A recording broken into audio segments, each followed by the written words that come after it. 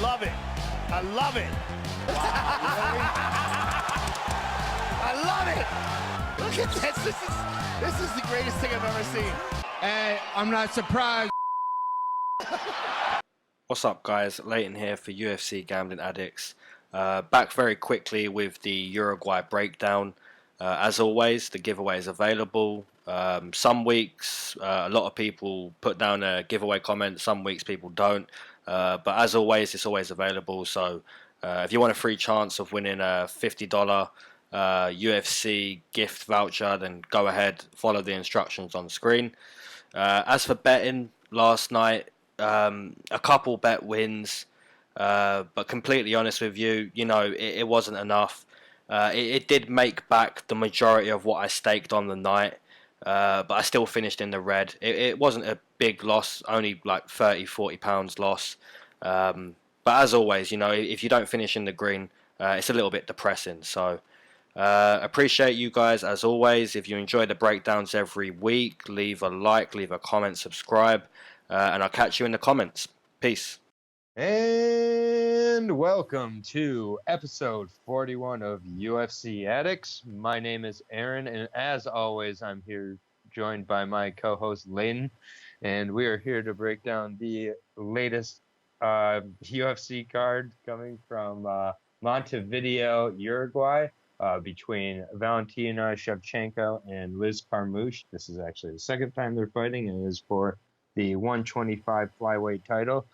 Sorry if I stumbled a little bit there. I just wanted to make sure I pronounced that name of that place in Uruguay, Montevideo, right? And those will be the last two times I say that city name. Fun fact before I pass it over to Leyton here, UFC 41 was subtitled Onslaught, and it took place in Atlantic City, and was a main event between Tim Sylvia and Rico Rodriguez. Tim Sylvia knocked him out in the first, and Frank Mir beat Tank Abbott by submission.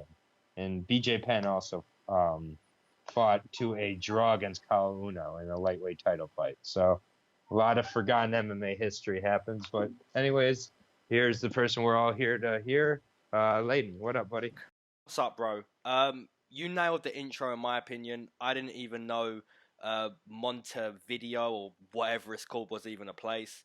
I knew Uruguay was a place, but Montevideo, whatever it's called, I had no clue that was even a place. As always, I don't want to spend too much time on last night's card, but we always visit the card before we get into the next card. So the highlights last night, the co-main.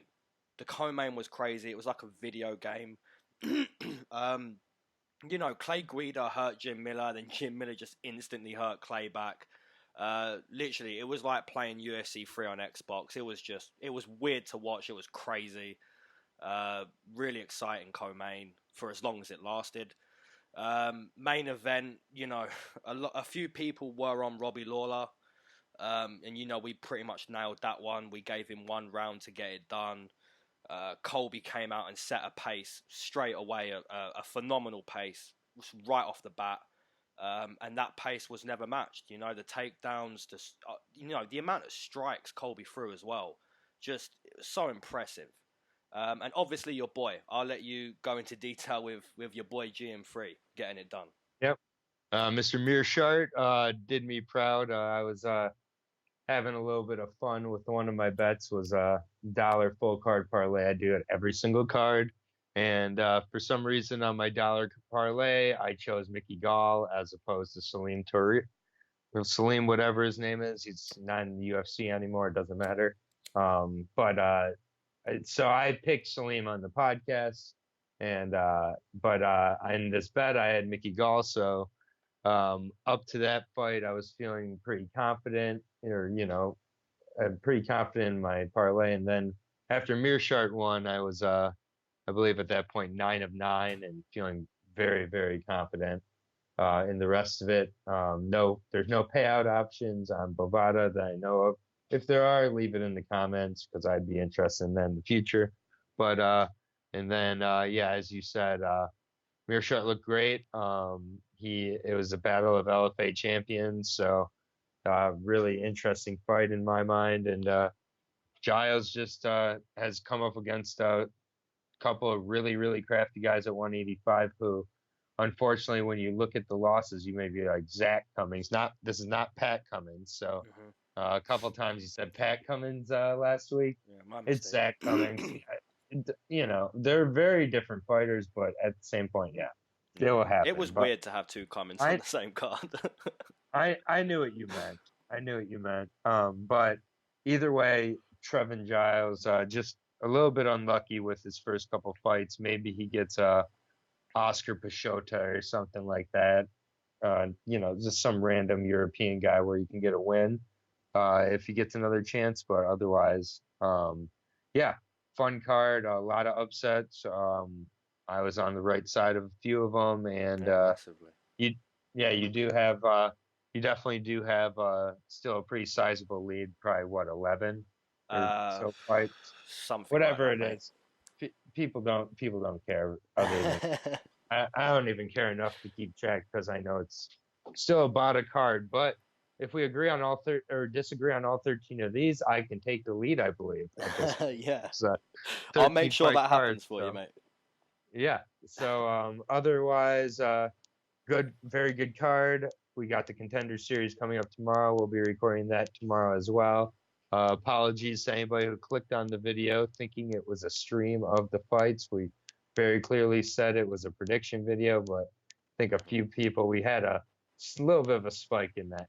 Anyways, all that aside, let's jump into this very interesting card from Uruguay. And we start at 135, and I'll lead us off.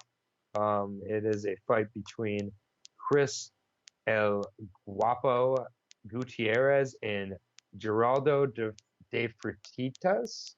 I'll not be saying that again. Espartano is his nickname, not that much easier. So luckily I'm breaking down El Guapo Gutierrez. The 28-year-old is 13-3-1. He's 1-1 in the UFC. He had a fairly competitive debut on short notice against Raoni Barcelos before getting submitted in round 2. He definitely rebounded in his sophomore effort, beating a debuting unbeaten guy in Ryan McDonald, where El Guapo had a pretty well-paced decision using a lot of the standards with Gutierrez, his leg kicks and his takedowns when he wanted to. Looking really composed and looked like he could have gotten a finish in that fight, frankly, but he didn't. So he's only lost a pretty solid competition, losing to Barcelos in his debut. He lost a competitive decision before coming into UFC against Timur Valiev, who is a good Russian guy. So I think he's done a good job of preparing himself. And actually, I think that in this fight, the key will be his kickboxing. I think that's where he can really show a little bit of a difference. I think Freitas showed in his debut that he is capable of defending on the ground and grappling himself. So I like Gutierrez's instincts and overall ability to put together a game plan, and I actually see him getting a round 2 TKO and this one getting his first finish. So I'll take Gutierrez by TKO. And sorry for all the talk. I feel like I was talking a lot there, but had a lot of info to get out. So I got Gutierrez TKO round 2. Okay, Freitas. I believe I'm saying that right, but probably not at the same time. Comes into this fight 1-0 inside the UFC. We take a look at his debut against Guiterrez, and he was pretty much in control in pretty much everywhere that fight went. The striking, aggression, octagon control, the grappling. He pretty much controlled that fight everywhere. Looked pretty decent. Here he's got a matchup that is quite interesting. Chris Gutierrez, you talked about his tough debut against Raoni Barcelos. And then, a much better performance against...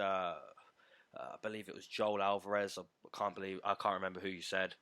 But yeah, this is a better matchup for both guys. Freitas, obviously, closer to his hometown in South America. It's a hard one to call, man. If I'm looking at past the victory for both guys, I'd say Freitas probably needs to look for takedowns, be very aggressive, and look for takedowns. Maybe the way Colby did, but it's very hard to do that if you're not Colby. Chris Guiterrez has very nasty body kicks and calf kicks. I believe he is a better kickboxer, so I'd agree with you there. It's a tough one to predict. It could be looked at as a pick'em, really, because you really don't know what's going to happen here until this fight starts. But for the most part, I'd agree with you. I'd say Chris Guiterrez is a better kickboxer, and if he's able to stop the grappling of Freitas, I see him getting the better as well. So I'm going to agree with you, but I'll take a decision here. I'll take Chris Guiterrez via decision. Just a fun fact: it was Chris Gutierrez versus Ryan McDonald. That was the fight where. Yes, that was it. Looked better. So it was a newcomer. Yeah, that skinny guy who's quite tall. I remember him. Mm-hmm. Yeah, I think he's from Nebraska, and he did kind of look a little out of sort. But Gutierrez looked good. So we do agree to start out the card here. Wise decision by you after going 4-1, or should I say, me going 4-1 in our disagreements last week. So. Anyways, Gutierrez is the -140 favorite, plus 110 for Freitas, and I would anticipate that staying around there throughout. Yeah, I'm happy with that. -140 is pretty decent if you're taking Chris Gutierrez. Plus 110, it's a close fight on paper. I'm probably fairly close in the octagon, so either side it's decent to bet on there. But -140, I'll take that. And Freitas is used to fighting in South America more so than Gutierrez, so that could be taken into account. But that is a factor here. In every fight, if you're not a South American, that's a factor. Yeah, for sure. Okay. Moving on. You want me to send to the next one here? Yes. 125 here. And we have Polyana Viana versus Veronica Macedo. And I'll be breaking down a woman that cost me nearly 25 grand payout on a full card parlay. So Jim Miller, destroyed that great parlay that you had going. Polyana Viana destroyed mine. A little bit different though. Hers was at the start and I got every single one right after that. Yours was, you got everyone right until the end. So, different emotions, but the same thing. Viana comes into this fight 1-2 inside the UFC. She's pretty much disappointed me in her UFC career so far. The debut looked, pretty decent. And then you look at her against JJ Aldrich. And I gave her the benefit of the doubt in that loss. JJ Aldrich really proved that she's a tough girl. She walks forward. She tries to implement her boxing. And I gave Viana the benefit of the doubt there. I felt that was a fair loss to take. And, you don't really look at her and go, well, she's trash. But then you look at her against Hannah Cyphers, and I was extremely disappointed. Boy. The C word. You said the C word. Yeah, if you're getting outboxed by Hannah Cyphers, there's a real problem. And I'm not trying to be disrespectful to Hannah Cyphers because, her foundation is boxing. So if she's going to be half decent in anything, it's going to be boxing. But at the same time, if you're getting outboxed by her, there's a problem. So for me, Viana has really relied on her jiu-jitsu and her ground game, and it hasn't been enough in the last two fights. So I'm looking for more of an improvement here on the feet. I like her kicks, her body kicks and calf kicks. Her variety of kicks are pretty decent on the feet. But apart from that, she'll even pull guard if she wants it on the mat, if she's that desperate. And I'm looking for much more of an improvement standing up here. Veronica Macedo is another woman who's pretty much disappointed me in the UFC. For the most part, she's just been outclassed in every fight. I believe she's 0-3, but you'll let us know.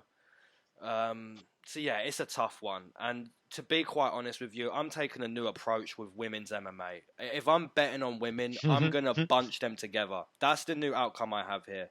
So That's strange. Yeah, I'm doing one parlay on women and they all go together. And that's it. There's no joining Viana up with other people here.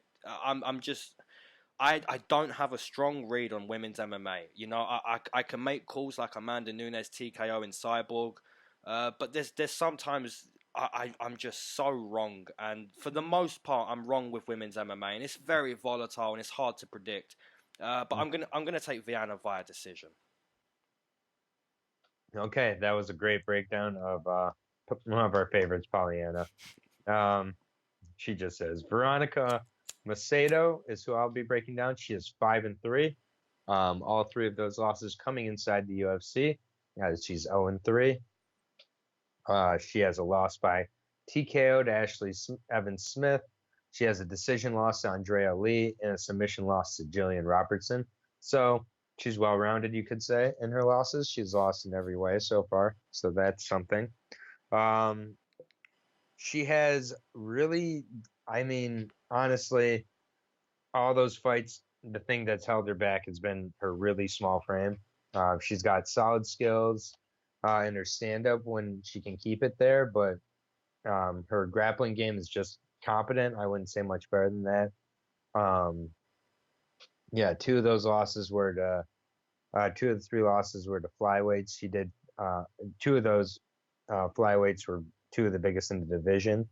So, there is that. And obviously, we know Jillian Robertson's how good she's ended up in the UFC. So, I don't think Pollyanna is in any of those three ladies' class at all. Maybe she's close to Ashley Evans Smith, but I think even so, I don't think she is. So, I think Macedo has yet to show why she's in the octagon, though. So, this is her easiest matchup, her best chance to show she's a little more skilled and to just avoid the submission. And I think she can do so and pick up a kind of a stand-up type of decision win. Pollyanna just kind of freezes up on the feet. She reminds me a lot of Barella in a lot of ways, both how she looks and how she fights. So I'm going to take Macedo here, and I'll take Macedo by decision. And sorry if I'm butchering that name. Yeah, it's a fair disagreement. It's a disagreement that scares me in all honesty. The lead is getting a little smaller, but I'm comfortable with the lead. But if we're disagreeing on women's fights, then there's a worry. But yeah, what's the odds on this one? So I wasn't able to find them on Odds Breakers, so I'm just checking with the only other source I can find. But was this a short notice fight? Yes, I believe so. It was originally Ostovich versus Pollyanna, correct? Yep, okay. I've got the odds right here. This is wow. Viana -200, Macedo +150. I'm totally okay staying away from a -200 Pollyanna. Yeah, that's inflated. We've seen this movie before, and it ends with the more aggressive fighter being the difference. So this is I'm not saying this is the same fight, but Lauren Murphy won her fight on Saturday because she was more aggressive, not because she was better, not because she was longer, not because she had the better credentials. So, I don't know. I find that I think we both know. I think we both find that interesting for similar reasons. So, it's a fight that you look at and you go, "Who knows?" And literally until the end of the 15 minutes, or when you see a breaking point for one girl. I saw a breaking point for Barella and towards the end of that second round. Some people in my betting group had that 2-0 for Barella, but I really had it 1-1, and I felt Barella was getting broken. So, women's MMA, man, I'm not good at it. I'll be honest. Yeah, I definitely didn't pick a TKO for Lauren Murphy, but the way she was fighting and the way that even the commentators were saying she needed to was kind of supporting the way I broke it down. So that was kind of interesting. But yeah, so Pollyanna -200 favorite. She's got a good frame for the division. So this is going to be another fight where Macedo is just too small, perhaps. But I'll just take a shot and just hope that she throws way more strikes and makes it look like she won a decision. I'll be honest. But yeah, we'll see. Yeah, go ahead. You want to lead us into the next one? We have Gilbert Burns versus Alexei Kunchenko, and I'll be breaking down the Russian. Comes into this fight 2-0 inside the UFC, 20-0 as a pro. an M1 veteran, a former M1 champion. And but in both of his UFC fights, he's looked very good. His Muay Thai is his specialty, and his Muay Thai is pretty decent. He's quite powerful as well. Got very hard hands. But even his IQ. I watched Kunchenko fight, and there's a reason he's 20-0, man. The guy is very, very intelligent. I feel like he should have probably been in the UFC like at least 3 years before he was. So yeah, I really like what I see from this guy. He's very well rounded. His Muay Thai is great. And yeah, like I said, there's a strong reason he's undefeated. Gilbert Burns, obviously a lot of us like this guy. He's a very good jiu-jitsu practitioner. His stand-up game has evolved a lot. But if as always, if I'm looking at paths to victory for both guys, I feel Burns has to get takedowns. I feel his best chance of winning is a sub. Kunchenko, I feel he just has to do what he's been doing. He looks so intelligent when he's in there. His Muay Thai always looks superior. And just his intelligence, man. He makes the right decisions. He's very well rounded. And it's a really tough fight to pick because I really like Gilbert Burns. I think he's improved a lot, and like I said, his grappling is very good. It's a tough one. I feel like it is grappler versus striker in most ways. But yeah, I feel if Kunchenko can keep this on the feet, keep it away from the grappling, for the most part, I think he scores more than Burns. So I'm going to take Kunchenko here. I haven't taken a finish yet on the card, and I'm going to take another decision. It's just very hard to say Kunchenko is going to put him away because Burns is very tough. And he's a very good striker himself. So I'm going to take Kunchenko to edge out a decision in South America. Very, very, very good breakdown. I agree with quite a bit of it. And I will be breaking down Gilbert Dorino Burns. He is 15-3, 5 TKOs and 7 subs in those 15 wins. He's 8-3 in the UFC.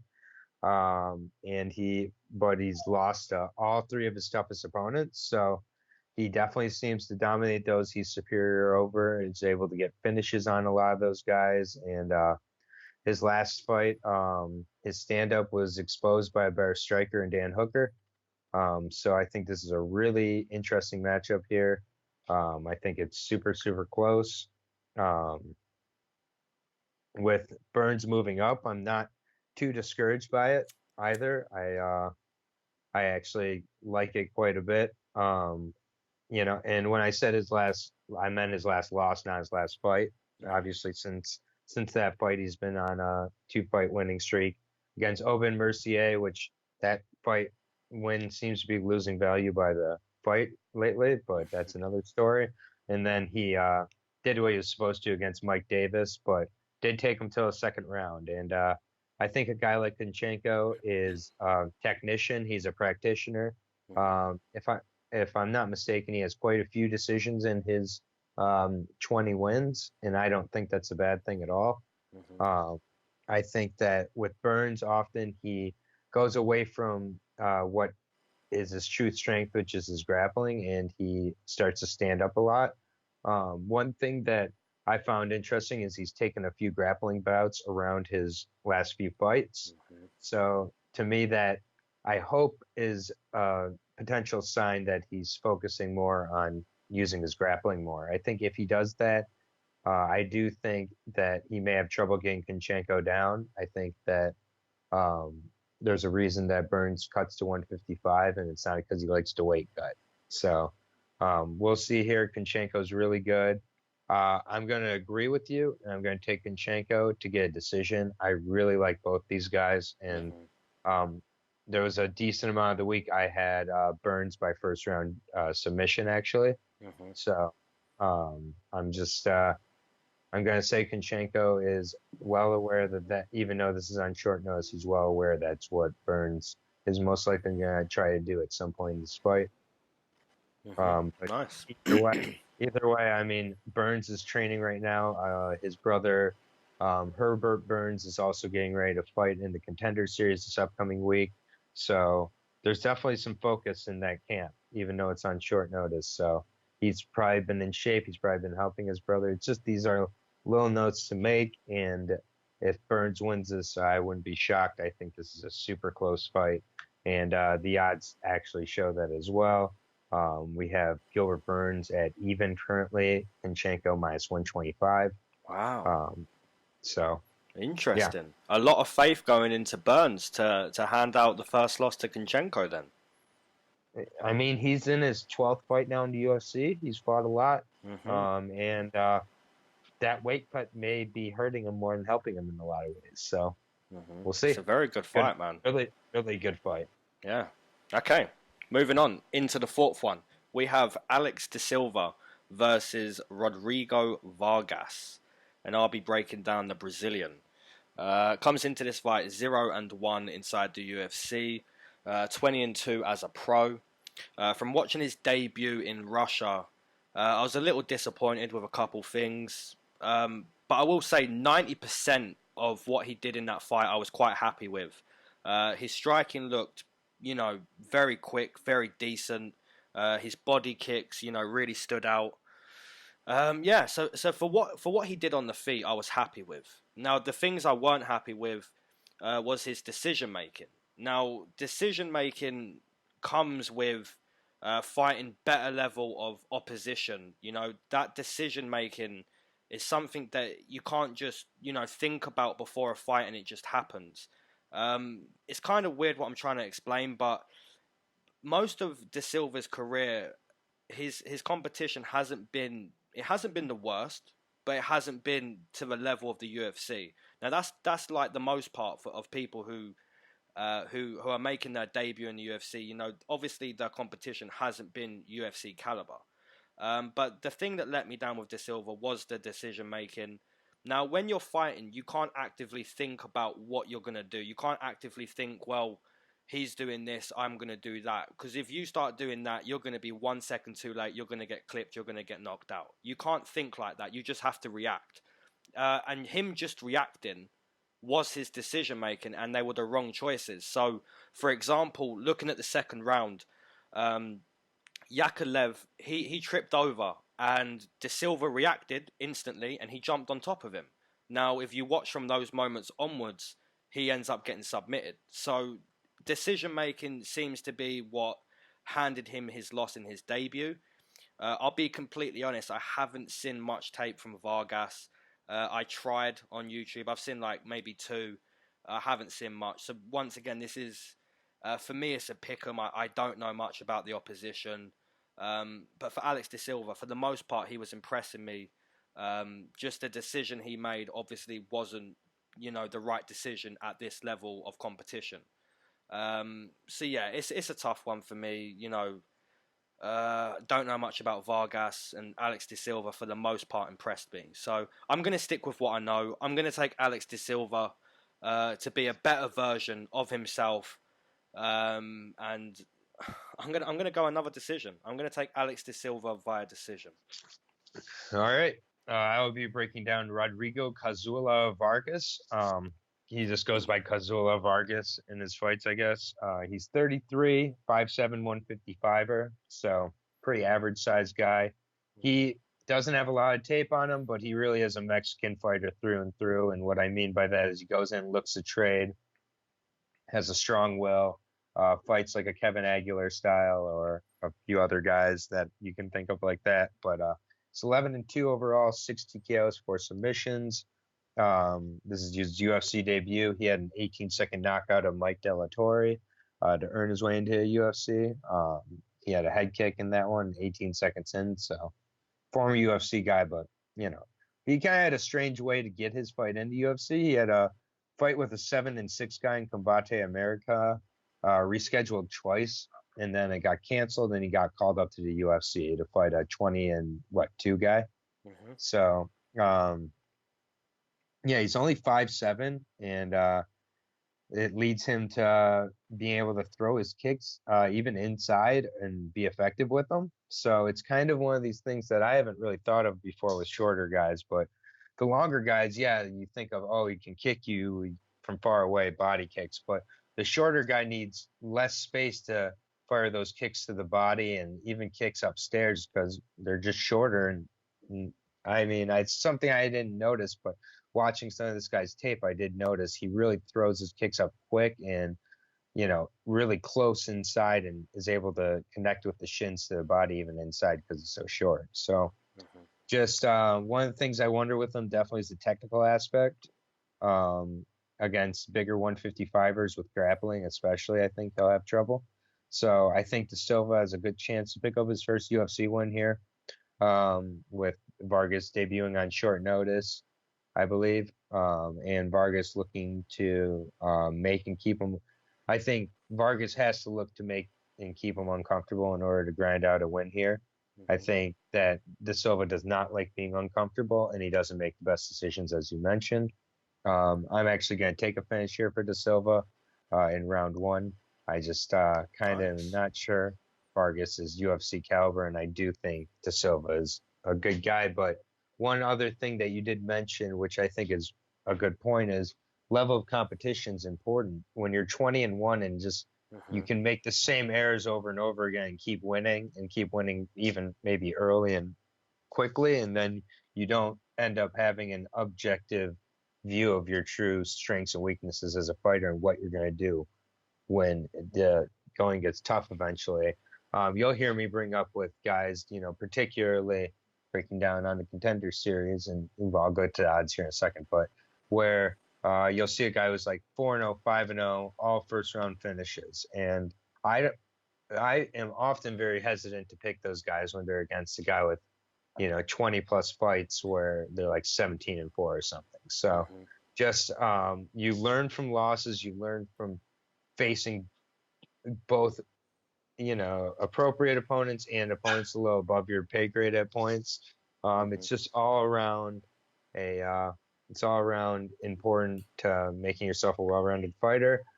We get to the odds here, and Vargas is a plus 190 underdog, plus 240 for De Silva.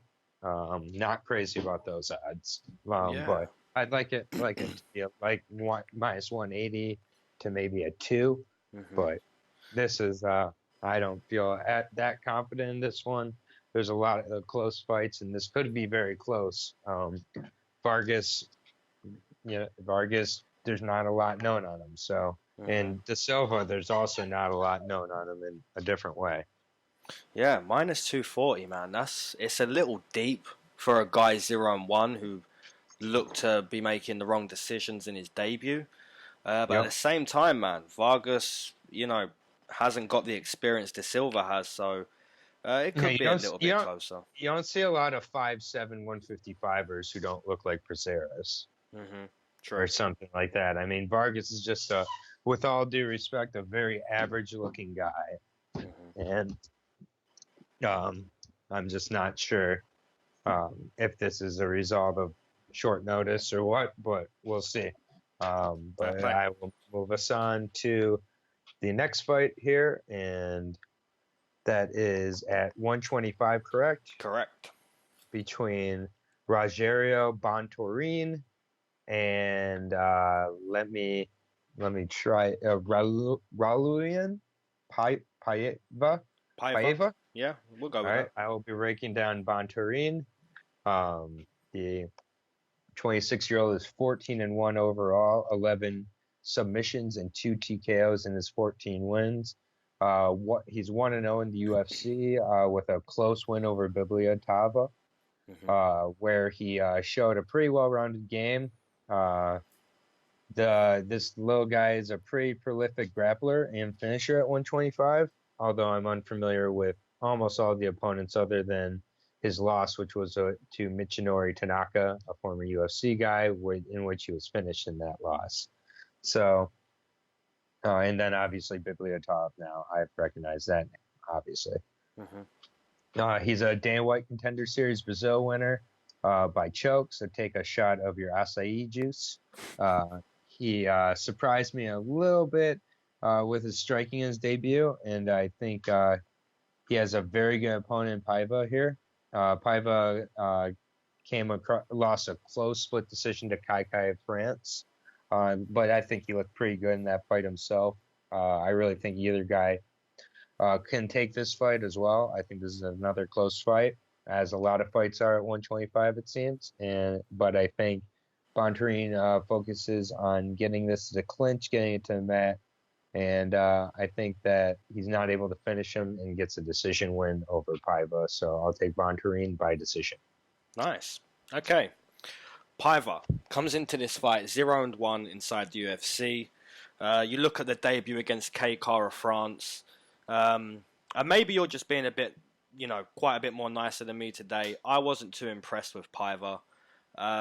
He had his moments. It wasn't the worst performance, but it was nowhere near impressive. At moments, I was questioning whether he was UFC caliber. But in all honesty, if I'm speaking about the good moments, he really did come on strong. At times in the second round, and especially the third round, he really came on strong. But I'm looking for him to, start better rather than coming on too late. To get a split loss, and have like quite a bad performance. In all fairness, is it sounds kind of impressive because I rate KK of France. And looking at Bontorin, I wasn't too impressed with him either. He is a black belt in jiu-jitsu, and we saw him nearly choke out Biblatov in that first round.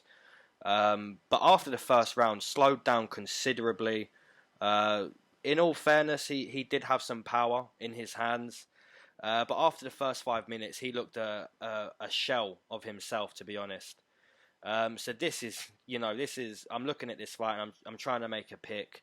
If I'm looking at paths to victory, I'd agree with you completely. I'd say Bontorin, being the black belt in jiu-jitsu, looked very strong at 125. He's going to look for takedowns.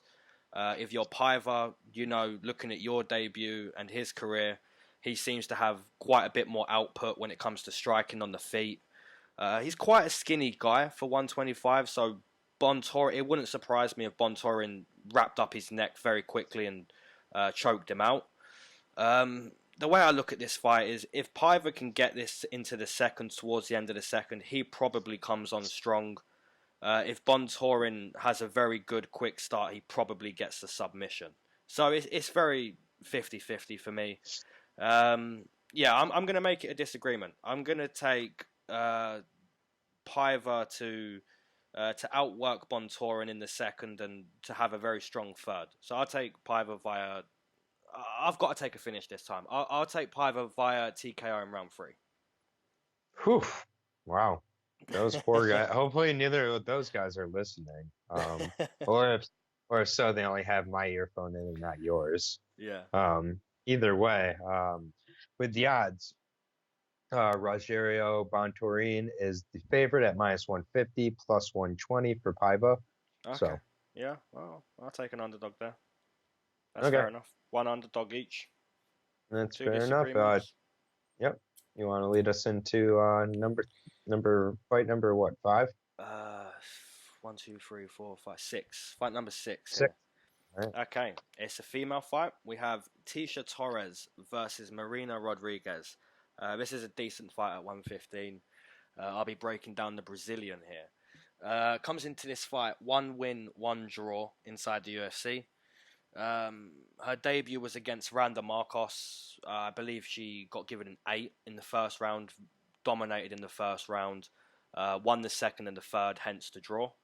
So her Muay Thai, her boxing, her length is very decent for the division. But I felt Randa Marcos, really controlled her in that first round. Tecia Torres is a very well-rounded strawweight. And if Tecia was smart here, she'd look to clinch, at least in the first round, slow down Marina, and then maybe make it a kickboxing battle. But Tecia, she isn't too smart, in all fairness. She's on like a 3-fight losing streak. If this fight is kept at, just striking mainly for the first round, Marina could do enough damage at distance with her length, her jab, her kicks, to really go on to win that second and third round. So I feel like looking at this fight, the first round is very important for either girl. If you're Tecia in that first round, I think she really has to stomp some dominance on the fight. Look to grapple, put Marina up against the fence, shoot for a takedown or two, and then maybe make it a kickboxing battle. So it's tough to decide who's going to win this one. I should probably go for the girl who's in her hometown. But I'm going to put a little bit of faith here in Tecia Torres to stop the losing streak. I'm going to take her to be the more well-rounded girl, to fight a smart fight, and to nick a decision in Brazil. So I'll take Tecia Torres via decision. Well, we're in Uruguay, so not quite Brazil. Well, same thing, South America. I assume there's going to be some weird decisions. And most Fair likely, enough. like flies, when you're watching, you can see the flies in the background. Something like that. So Tecia Torres by decision for you. Yep. Hopefully. All right. I will be breaking down Tecia Torres. She's 5'1", 115, 10-4. All of her wins coming by decision except for one. She's 6-4 in the UFC and currently on a 3-fight losing streak. But those fights coming to Jessica Andrade, Viana, Jędrzejczyk, and Weili Zhang, and all by unanimous decision. So she hasn't been finished in any of those. But she was pretty handily beaten in all of those as well. So that's as usual for Tecia. She's faced competition throughout her career. I'll give her that. She is very well rounded. She's not the most offensive or lethal, but she's just very good at everything and keeping fights close. And I think Rodriguez mirrors this in many ways, but offensively on the feet, she's more aggressive, longer.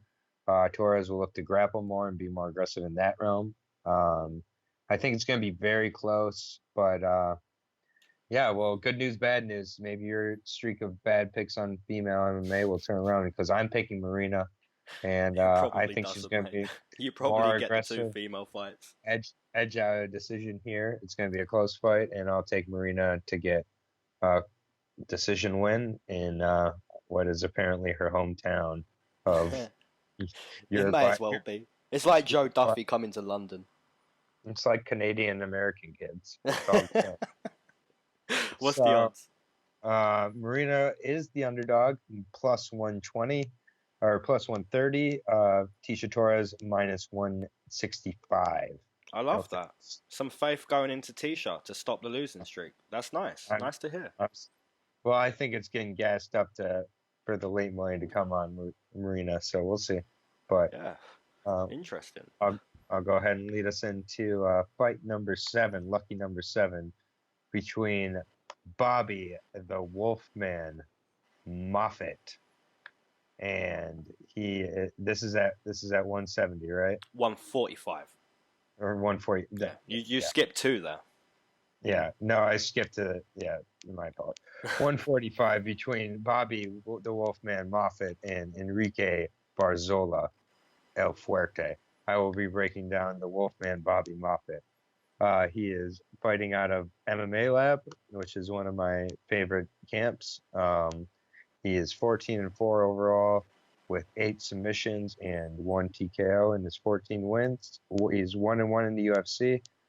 He Darce choked Chaz Skelly in his debut before losing to Bryce Mitchell by decision in a fight where the only thing he had going for him was getting close on a few chokes.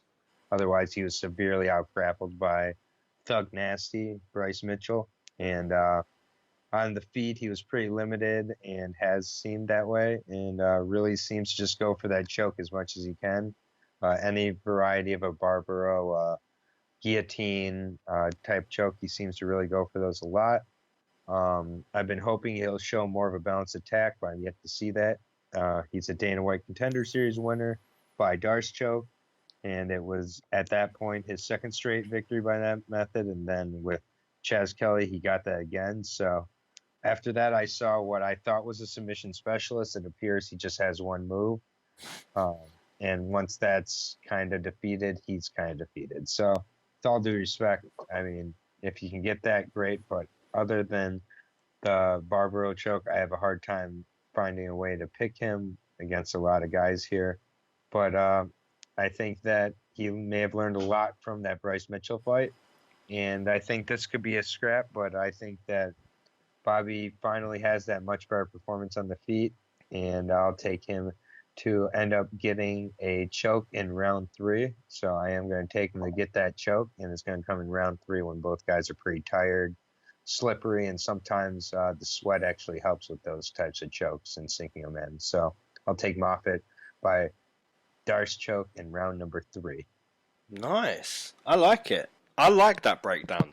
And you know what? You make a very good point with Bobby Moffett and how he becomes ineffective when you can eliminate his tool. So I also have an example for Barzola, which is basically the same thing. So Barzola comes into this fight 5-2 inside the UFC. He's a very decent 145er. You know, watching all of his fights, for the most part, I'm very impressed. But then you take a look at the last fight against Kevin Aguilar. You can't really be too critical on Barzola's side. You know, Kevin Aguilar he hits very hard, man. And if he can take control of the fight, you're going to fight a Kevin Aguilar fight. So looking at Barzola, the way I see him being ineffective is we saw Kevin Aguilar keep him at a distance. Now, if you can just pepper Barzola with a constant jab and just keep touching him at a distance, it makes him extremely ineffective. It makes him a guy who he isn't, you know? And that's the same with what you just said with Bobby Moffett. If you can eliminate the choke game, it makes him a shell of who Bobby Moffett is. So, you know, I'm actually more excited now for this fight, now that you've brought up a point with Bobby Moffett. So yeah, looking at that, I don't feel Bobby Moffett is the type of guy to keep Barzola at a distance. You saw Kevin Aguilar do it very well. But the way you describe Bobby Moffett, and I'm sure everyone would agree with what you said, the guy, you know, he tries to go for chokes. He's looking to grapple. Now, Barzola's game is to look to grapple as well. So this is a very interesting fight. Barzola, for the most part, is a wrestler. He looks to dump you. His top control is pretty bad, and that's why he has to keep getting takedown after takedown. Obviously, it's impressive when you can get multiple takedowns, but it's more impressive when you can get one and keep them on the mat, you know? So this is a very interesting fight. You're taking Moffett to get that late choke. I'm going to take Barzola to get that late choke. I'm going to take a round 3 submission for Barzola. All right, we have disagreeing round 3 submissions, so fair enough. Yeah, that's fun. Yeah, it's kind of interesting that in order for Moffett to take away Barzola's strength, he's going to have to take away his strength, though. Exactly. That's a really interesting fight. Yep, not bad. You do have the favorite here at minus 185 in Barzola. I'm totally fine with that. Plus 170 for Bobby Moffett. Interesting. You know, it's pretty decent if you're on the if you're looking at this as a possible win for Bobby Moffett. That's a decent price. Barzola, you know, it's a little bit steep considering he was kind of exposed. You know, if you can keep him at a distance, he's very ineffective. But it's a question: can Bobby Moffett do that, and will he want to do that? Probably not. He's looking to grapple, so it's very interesting. Yep. And now we're on to the next fight here. That was the first fight on the main card, by the way. This next fight is at heavyweight, and it's between Ciro Gane, I'll say, and Rafael Pessoa. I'll be breaking down Rafael Bebezao Pessoa. He's the 6'3", heavyweight, 30 years old, 9-0 overall. 4 TKOs and 1 submission in those 9 wins. I actually remember watching his last fight, which was in LFA against a guy who was somehow 31-16. Although, if you look up that fight and see the shape of the guy that he was fighting, it was pretty atrocious how just obese that guy was, but he was a veteran. I mean, you can look him up. I won't use his name here, you was trying to say that so nicely. I mean, he is literally morbidly obese, but he was 31-16. And Pessoa looked pretty good against this guy. He looked really light on his feet, which I think pretty much anybody across from this guy looks light on his feet. But anyways, that's my last jab. And He seems to really use a Muay Thai style of attack. He came out in Muay Thai shorts. He used knees and elbows both when in close, threw kicks and combinations with his hands. And I think he'll, if he looks to replicate his performance from last time, he looks to stay on his bite, stay away from the fence and from being taken down the way he was. And I think he ends up getting a finish in round 2. I don't know a ton about his opponent, but he does seem to have an experience advantage on his opponent and seems to be a little bit bigger also. So the one thing that worries me about Pessoa is he hasn't fought since September of last year. So his opponent has not been debarred before, so I think Pessoa may attempt to do that. So by round 2, I think his opponent may be looking for a way out, and I'm saying round 2 TKO for Pessoa in his debut. Nice. Okay, so Cyril Gane comes into this fight 3-0 as a pro. He has 10 minutes of octagon time, so it's very easy to watch his full pro career so far. For the most part, he looks very, very dangerous. His kickboxing seems very powerful. And everything he's throwing, man, everything he's throwing is just fight ending. So the prediction you've made there, it could be a real possibility. He could gas out if he doesn't get the finish. Extremely green, obviously, only 3-0 as a pro. But there's a strong reason why he's just been called up right now, because at 3-0, he's looking very, very good for that point. So in one of his fights, like this guy took so much damage. Like, I'm sure he has CTE. I can't remember his name, but he's got blonde hair and he's quite big. So if you just type in Gane and watch that, I'm very sure that guy has CTE from just one fight. You don't know much about Gane. I'll be completely honest. I don't know much about the guy you've just broken down. So maybe you have well, you don't know much about Gane. So we have a similar read. It's a tough one to predict, man. It's a heavyweight fight. Anything can happen. But I'm going to go with the guy that I know. You know, you took the guy you know. I'm going to take the guy that I know based on watching his 10-minute career.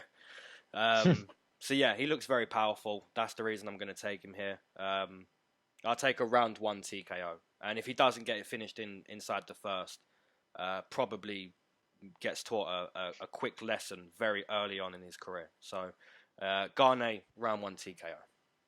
Well, they, I guess, view Gane as Ngannou 2.0 because he's a minus 400 favorite, open at minus 425, Wow. plus 300 for Pessoa, the undefeated 9-0 guy. So, Wow. I mean, I like that he's French. I'll be honest. We haven't got a lot of French fighters, so. Ngannou versus Gane, that could be a heavyweight title tilt one day. Headline in Paris. That would be dope. Yeah. Yeah. But either way, I guess looks like the odds are not with me here, so. Mm-hmm. Well, they Who could knows? be after round 1. Yep, exactly. Like I said earlier, these guys who've never been to round 2 or beyond, it's a big hole that can be exploited once they're in there. So we'll see. But you want to lead us into the next fight here at 185? Mm-hmm. We have Oscar Piechota versus Rodolfo Vieira. And I'll be breaking down the European in Oscar. Comes into this fight 2 wins, 1 loss inside the UFC. I'm currently 3 out of 3 for picking his UFC fight, so I'm in a confident position here to make a pick. I'm feeling good about this pick. You take a look at his career, you know, it looks fairly okay in the UFC. GM3 was able to show people how to beat this guy. If you can be alive in the fight after the 6th, 7th minute mark, Oscar slows down considerably. You're able to get takedowns for free. Even if you're not a wrestler like Vieira, you know, he's a BJJ wizard. 10 out of 10 jiu-jitsu practitioner. So if he takes one limb on the feet, I'm very confident he's able to get this fight to the mat. Oscar, in all fairness though, you know, I'm not talking too positively about him, but there is a path for him to win if he can keep it strictly striking. he wins this fight. It's as simple as that. Vieira is not going to win a striking battle. I'm sure our breakdowns are going to sound quite similar. Vieira has one path, Oscar has another. Vieira's looking for a takedown, he's looking for a limb. He's looking to just be on the mat, be in his world. And Oscar's looking to avoid that at all costs. So this fight is very black and white. It's very clear. You just have to make a pick. Do you believe Oscar can stay on his feet? Or do you believe this jiu-jitsu wizard is able to show us why he's a jiu-jitsu wizard? So it's very clear. I'm going to say Vieira is still in the fight at the 5-minute mark. I'm going to say Oscar slows down. I'm going to say Vieira is able to take him down and find a submission. So I'll take Vieira via submission in round number 2. Okay. I'll be taking down Rodolfo, the Black Belt Hunter Vieira, one of the best nicknames already. Scary. So 6'1", 29-year-old, 185, 5-0, 4 subs and a KO. Like you said, he's a grappling wizard. Very small sample size in his MMA career, but he's beating all good guys along the way. So I think that this kind of is a showcase fight potentially for his debut, and I do think that he's going to showcase his submission skill and I don't think it's even going to last 5 minutes. So I'm going to take a round 1 submission. I'll keep it short. I'm excited to see Vieira and see if it translates here. And I didn't realize Piechota had that good of a record, frankly. So props to him. The odds, I like it. -190 for Vieira, +150 for Piechota. I would hammer that before it goes much further. I'd agree with that. And just before we move on into the next one, just a weird little thing that I had on my mind. It says Vieira is like 6 foot, 6'1", I believe. Watching his tape, he didn't look 6 foot to me. I don't know if you felt the same. Like, he looked around like 5'10". He didn't look like a tall guy. He looked, quite shorter than most of his opponents. But they have him at 6 foot, so maybe a fighter lying about something would be shocking. Yeah, and then being Brazilian, dirty. Well, you said that, not me. Okay, let's move on. We're getting into hot water here. So I'll move us on to a matchup at 145 between Humberto Bandenay and Luis Eduardo Garagorri. I will be breaking down Garagorri. The 5'11", 30-year-old is 12-0. He was getting ready for a fight in PFL's featherweight tournament, and he had to withdraw due to an injury, and he was then released. He's definitely an action fighter. Fights predominantly Muay Thai style. In Humberto, it so far has looked like he may have gone to UFC a little too soon and maybe didn't have the most challenging of competition prior to his UFC career.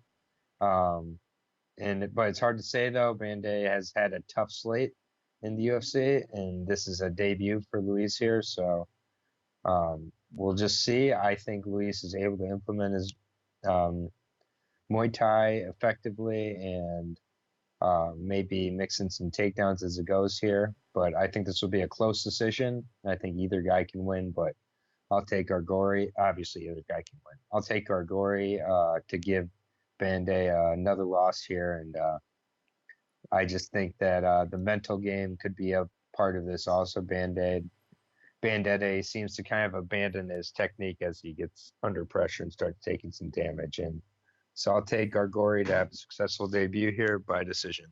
Nice. Okay, Bandenay comes into this fight 1 win, 2 losses inside the UFC. His debut was very exciting. A 20-second head kick knockout in round 1. And then he got brutally slammed on his head by Gabriel Benitez, which it was nasty. And then you look at his third fight in the UFC against Austin Arnett. It was very poor. It was a very poor performance. And, just worrying to see how bad his gas tank was. I would agree with you for, his technique does go a little bit when he gets tired, when he gets pressured. Austin Arnett done a good job in that fight. Bandenay had a very good first round, but even on the 4-minute mark, you could see him really slowing down, becoming flat-footed, and round 2 was pretty bad, and round 3 wasn't any better. He's a young guy though. He is a young guy. I believe he's 23, 24. So he can go back to the drawing board. He can look at what's wrong with his conditioning. He can improve that. So I'm going to assume that he has improved that. Garagorri's opponents, very padded record, but sometimes you have to look at these guys who haven't fought good competition, and you have to understand, as always, you can only fight the guy put in front of you. And in all fairness, he does look pretty good against these lower level competition, like quite lower level competition. But for the most part, man, I just see a pick 'em. I think this is Garagorri's biggest fight in his career, and if the biggest fight in your career is Bandenay, something's not been right in your first few fights. And for Bandenay, if he just fixes that conditioning, I think he could have a good performance here. So once again, this is a 50-50 to me. It's a very close fight on paper. When you look at the records of these guys, and Bandenay has suffered 6 defeats, but his level of competition has been quite a bit better than Garagorri. I do agree with you on Garagorri's Muay Thai. It does look very good against these lower level guys. So it is a very tough one to pick.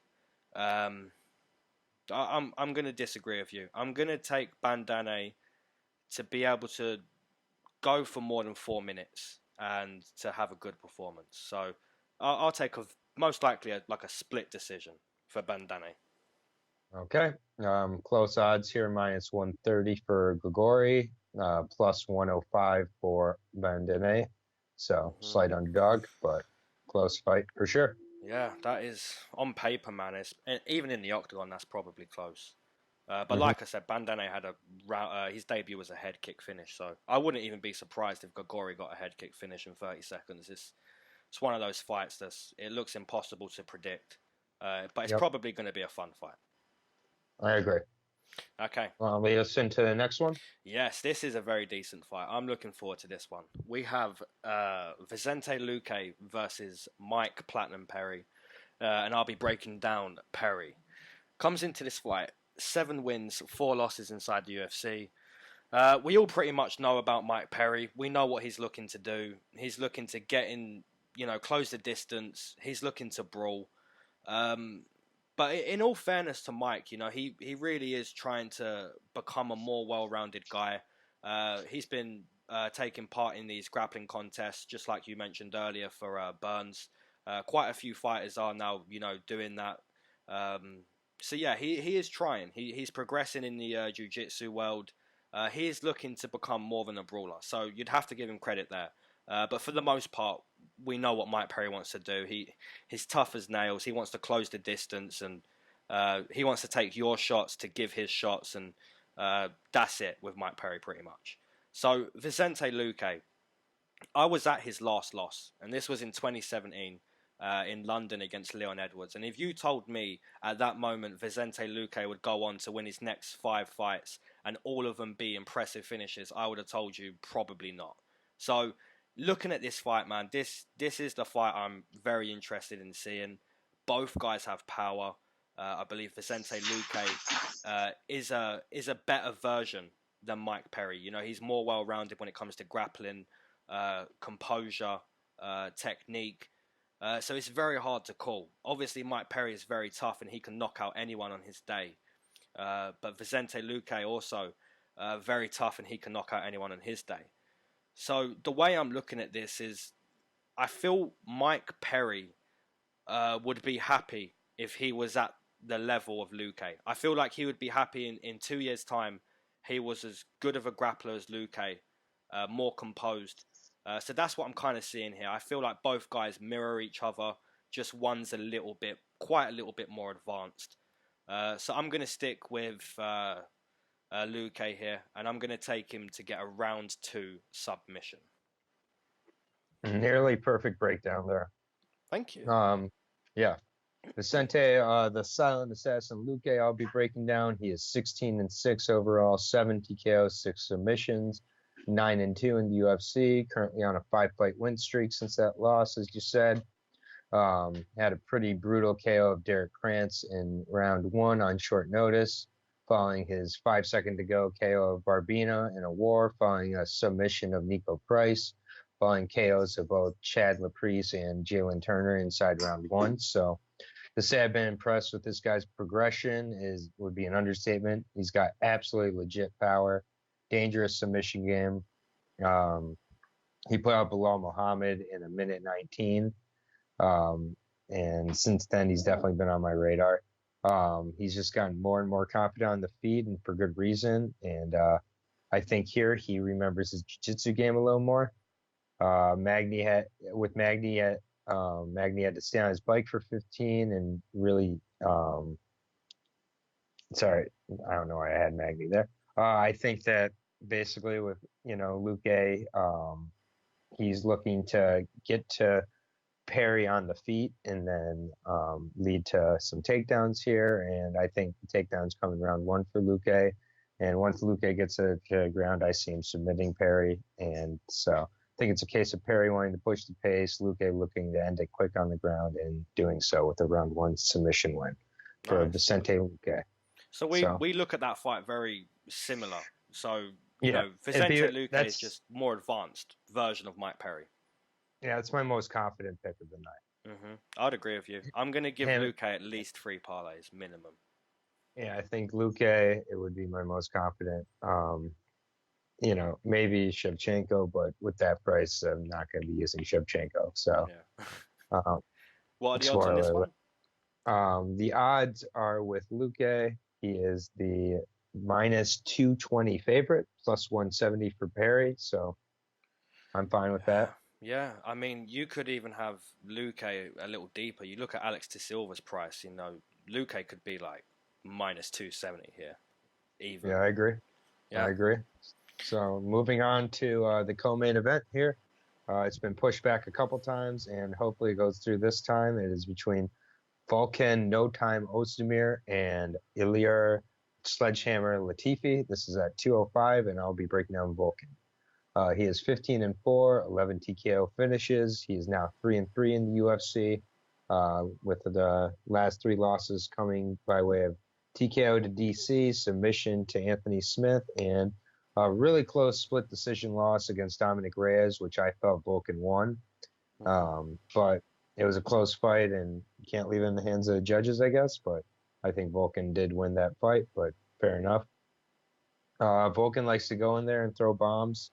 Doesn't look to take the fight many places, likes to use the clinch or boxing range in general.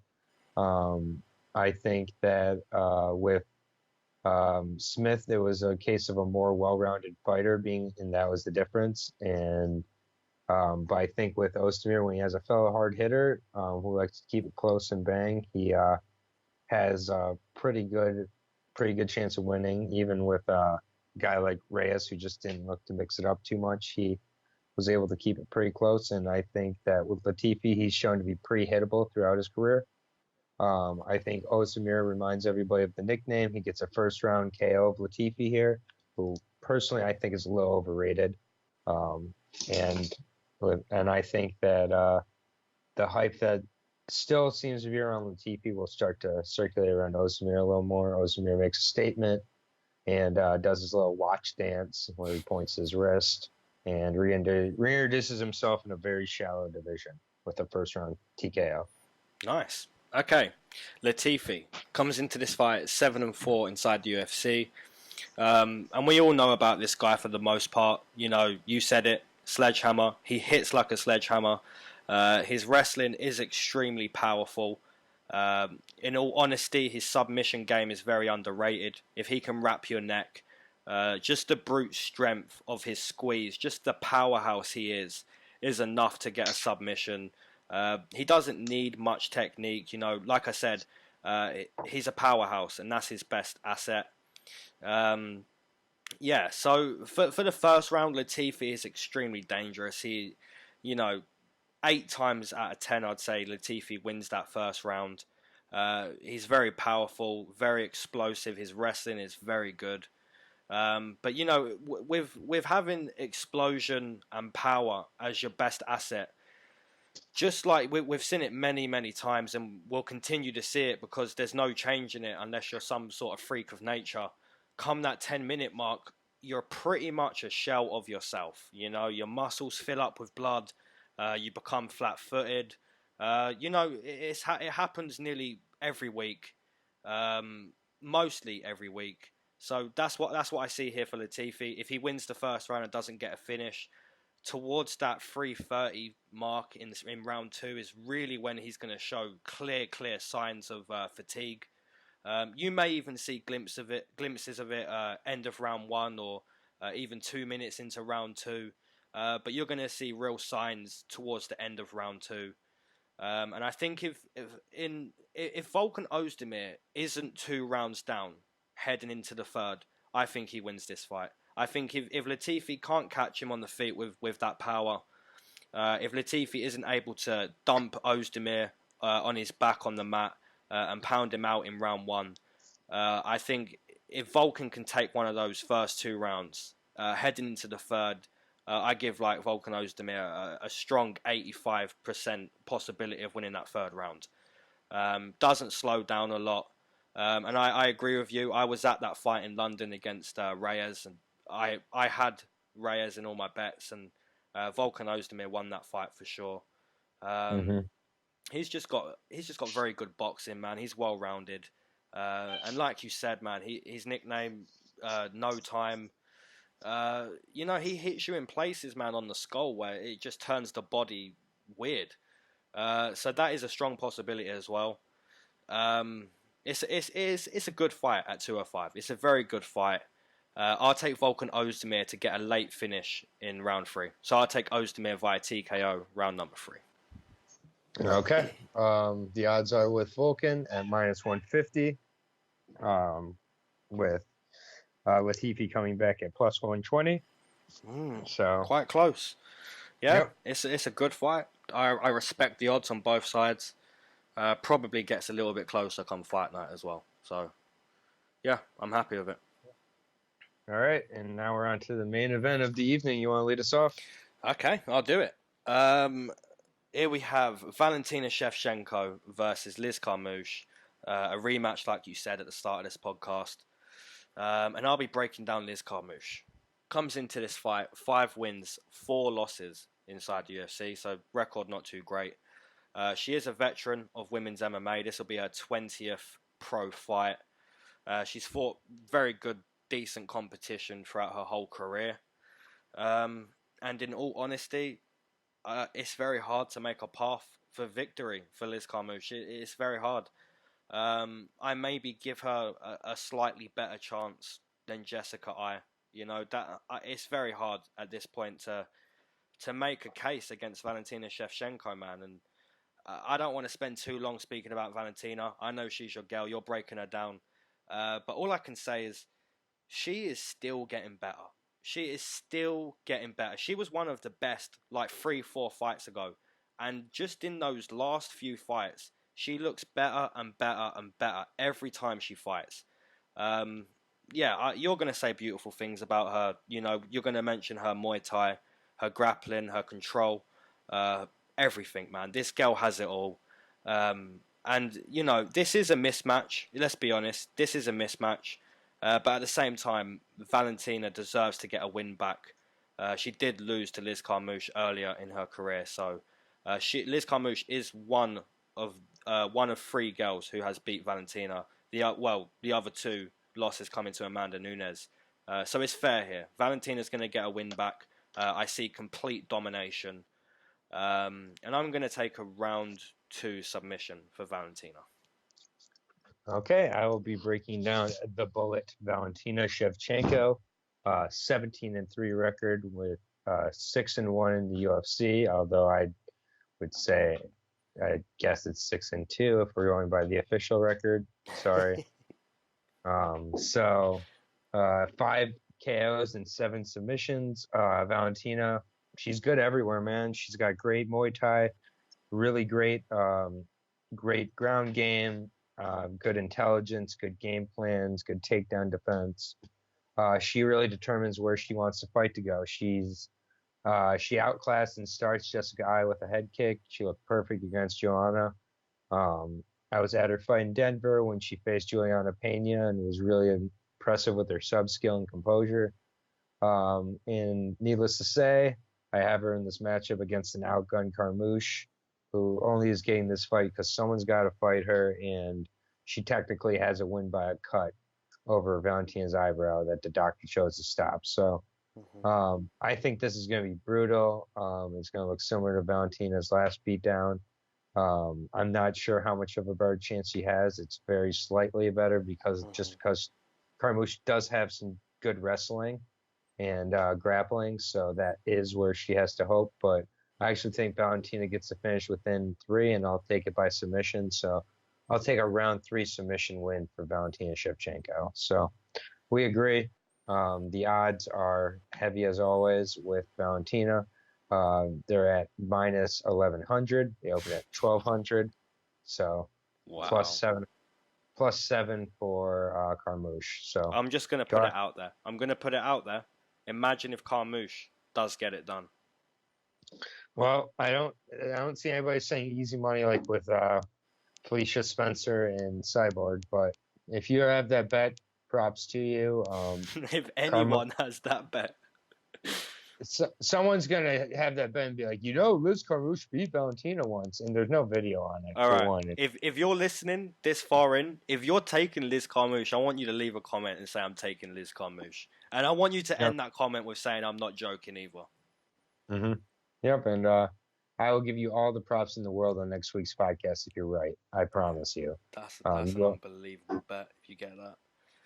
Yeah, but interesting card here. My fight of the night. We're gonna agree. I would say Kunchenko and Burns. Oh, we're gonna disagree. Okay. I would actually say Kunchenko and Burns would be my fight of the night. I think Perry and Luque also could be great. That's it. So either one could be really good. There's a few other good fights on this card, but close betting on a lot of it. And gonna have to really pick your spots and trust them. I think take advantage of someone like Vieira only being a minus 200 against a guy like Piechota could be a spot that you can capitalize on. Luque is still pretty close against Perry. I find that surprising. Besides that, I think the female fight of Viana being a minus 220.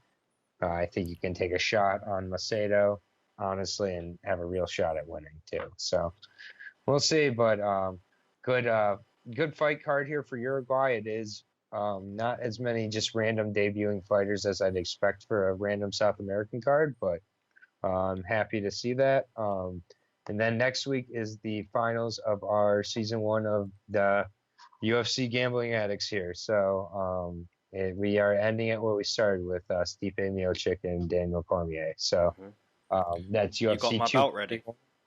Yep, I got your belt all shined up here, and I'll be doing your intro from here on out, starting the following UFC with Andrade Zhang pay-per-view. It's on the 31st. That will be the start of season 2. So bunch of extra info, but we'll still have the Contender Series coming tomorrow and next week. And enjoy the fights this weekend. We appreciate you all, and I'm out. Peace.